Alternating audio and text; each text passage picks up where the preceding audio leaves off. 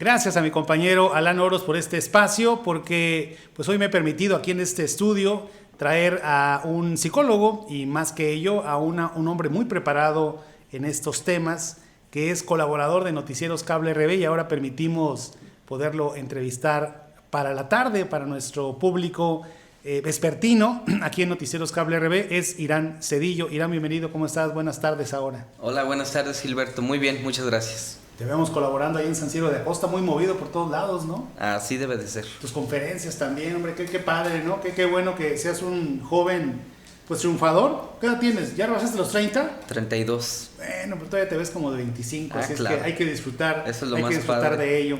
Y sí, eres un ejemplo de capacitación y de preparación. La verdad es que yo creo que de estos 32 años te has dedicado prácticamente la mitad sí. A prepararte y por lo menos 10 a lo que es ya tu profesión como tal. Exactamente, ¿no? Y diario. Diario, eso es bueno. Eso hay que lograr meter todo lo que saca uno, ¿no? Es importante. Sí, claro. No, muchas gracias. Definitivamente sí es mucho trabajo. El tema de las conferencias es viajar, es salir, en una misma semana hemos dado hasta 4 conferencias. Sí. Y son 4 conferencias con público diverso, público profesional adentro de una universidad, muy exigente ese público, pero también las amas de casa, papás, mamás. Entonces, tener esa experiencia de compartir con ambos públicos es muy bonito. Y tienes una serie de conferencias, vaya, ahí en tu lista para poder ofrecer. ¿Cómo cuáles son? Platícanos. Pues bueno, hay las que tienen que ver con el desarrollo psicológico en general. Tenemos, por ejemplo, las de la perspectiva para papás y mamás, una muy bonita que se llama ¿Cómo criar hijos emocionalmente sanos? Esa es una conferencia muy bonita.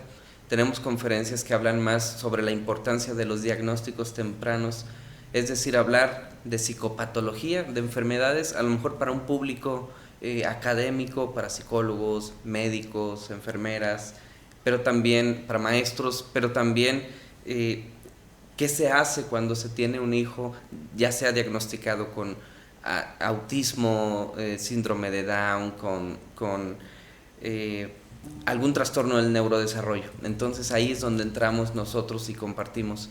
Y hay conferencias talleres. Sí. ¿Y quién, bueno, antes de decirte quién te busca, pues pásanos su teléfono de contacto, ¿no? Para poderlo poner aquí en pantalla, porque 2, 3 temas que acabas de mencionar, yo creo que pueden hacer eco en las personas y decir, oye, pues es cierto, tengo un hijo así, tengo esa problemática, pero la tengo y no hago nada, ¿no? Entonces es importante, ¿no? Entonces te pueden contactar, Irán. Es al celular 482 ¿Sí? 102 6515. Es un número de Aquismón, San Luis Potosí, pero bueno, ahí contestamos. Sí, no creo que vaya a ser de extorsión, no. Un tipo de esos, ¿no? 482 102 6515, lo va a ver usted en pantalla durante esta entrevista especial que estamos haciendo en este Noticieros Cable RB por la tarde en este 15 de marzo del 2024. Irán, vamos a hablar un poquitito de los tratamientos o los distintos tratamientos que hay en el área psicológica y volvemos a lo mismo. Yo no voy a un psicólogo. ¿Por qué? Pues porque no estoy loco, porque no lo necesito, pero la verdad es que el otro lado de la tortilla es porque yo no sé realmente cómo me puede ayudar o qué van a hacer conmigo. Hay total desconocimiento, pero lo comenzamos negando. Sí. Bueno, pues aquí es donde entramos nosotros y se hace esta labor, una labor de salud pública, es decir, venir a informar, transmitir y tratar de aclarar y despejarle dudas al público, porque definitivamente sí existen dudas, pero para eso estamos y el equipo de psicólogos, psicólogas, aquí estamos. ¿Qué es un tratamiento psicológico? Pues es el conjunto de técnicas que se emplean, que se utilizan para tratar de ayudar a salir adelante a las personas de sus situaciones. Es importante saber que ese conjunto de técnicas, conjunto de instrumentos, algunos son palpables, por ejemplo, utilizar pruebas psicológicas, instrumentos de evaluación psicológicas, es decir, medir aspectos cognitivos, el aprendizaje, el coeficiente intelectual, la escala de madurez del cerebro de las personas, de las niñas, de los niños, de las personas, y también los instrumentos un poquito más subjetivos que son las pruebas proyectivas de personalidad. Finalmente son instrumentos que se utilizan, instrumentos que la Asociación Americana de Psicología tiene estandarizados y por estandarizados hay que entender que son pruebas fehacientes, pruebas que tienen un punto 1, punto 2 de probabilidad de falla, pero esa falla se complementa también con otros instrumentos, una entrevista psicológica clínica, una anamnesis, que es conocer la historia de la persona. Por eso es que los psicólogos somos muy preguntones, indagamos. A veces dice la gente, ay, ¿a poco me va a preguntar eso? Sí, hasta lo que no. También nosotros preguntamos. Todo cuenta al momento de nosotros evaluar a una persona y posteriormente proveerle un tratamiento. ¿Y el tiempo, Irán? Es decir, ¿hay un tiempo? ¿Depende de cada persona? ¿Hay algún cálculo en ese sentido? ¿Cómo abordan ustedes eso? Porque hay quien va la primera vez y dice, pues yo no, oye, yo me la pasé hablando, pues si yo hablo, pues ¿para qué voy, no? Pues mejor me quedo aquí hablando con mi amiga, ¿no? Sí, claro que sí, o con el compadre o la que comadre. Es parte de esta parte del tratamiento, de iniciar el tratamiento que tú hablas, ¿no? Una entrevista inicial. Sí, definitivamente, generar un rapport. El rapport es la confianza que se da entre el clínico o el psicólogo y también la persona o el paciente que llega a los servicios de psicología. Bueno, el tiempo es muy variable y depende mucho de las circunstancias, porque hay que recordar que psicólogos los hay en diferentes contextos y con diferentes tipos de formación. Existen, por ejemplo, los psicólogos que están en el área jurídica, que ellos trabajan en el tema que tiene que ver con las leyes, y a lo mejor ellos son psicólogos por ejemplo, la unidad para víctimas. Ellos son psicólogos que trabajan pronto y a lo mejor en 3, 4, 5 o hasta 6 horas ellos pueden evaluar a una persona con los instrumentos que son específicos para esa área. Pero, por ejemplo, están los instrumentos del área cognitiva, del área del aprendizaje, que se puede llevar 6, 7 o hasta 8 sesiones de evaluación. ¿Por qué son 6 o 7 sesiones de evaluación? Porque en una sola sesión se utilizan 2 o 3 instrumentos y a veces esos instrumentos son muy cansados, ya sea para un niño, para una niña, o también para un adulto. ¿Por qué? Porque se utilizan diferentes herramientas, diferentes cuestionarios, diferentes preguntas que se le tiene que abordar o inclusive utilizar algunas herramientas. Sí, y es que siento que la pregunta es buena porque es algo que yo creo que te preguntan constantemente, ¿no? ¿Y cuántas consultas van a hacer, no? Ajá, exactamente. ¿Cuánto tiempo tengo que estar aquí? Sí, y es muy subjetivo y depende mucho del psicólogo que le explique, que usted como usuario le plantee al psicólogo, a la psicóloga o al neuropsicólogo o al psiquiatra qué necesita. Sí. Y a veces las personas vienen ya con una derivación o con una referencia de otro psicólogo, de algún médico, entonces pues ya sabemos, ¿verdad? Nos pide, necesitamos que evalúes memoria, necesitamos que evalúes lenguaje, ok, entonces voy a utilizar estos instrumentos, pero a veces las personas desconocen. Claro. Y para eso estamos, ¿verdad? Para aclarar, pero sí, el tema de una evaluación psicológica puede ser en un primer contacto de hasta 3 o 4 horas, pero eso es para un contexto.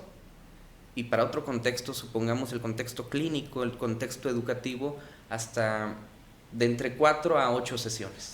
Oye, ¿no pasa con ustedes como en los gimnasios, no? De que llegan los que van al gimnasio por primera vez, terminan cansados y ya no regresan nunca al gimnasio. Sí, también ¿Cuántas qué porcentaje hay de pacientes de primera vez y única vez, Irán?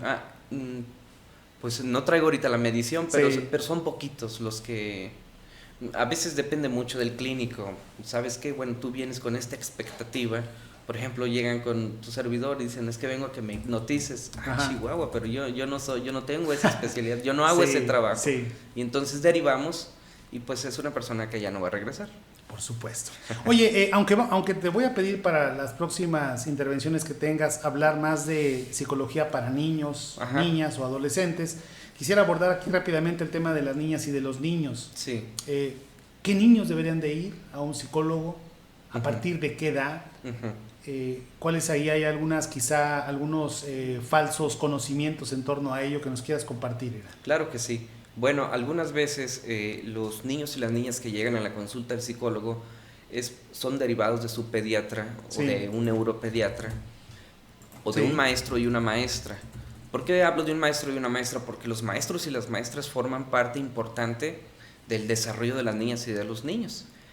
Ellos observan, ellos pasan mucho tiempo con los niños, con las niñas, y entonces tienen capacidad de observación.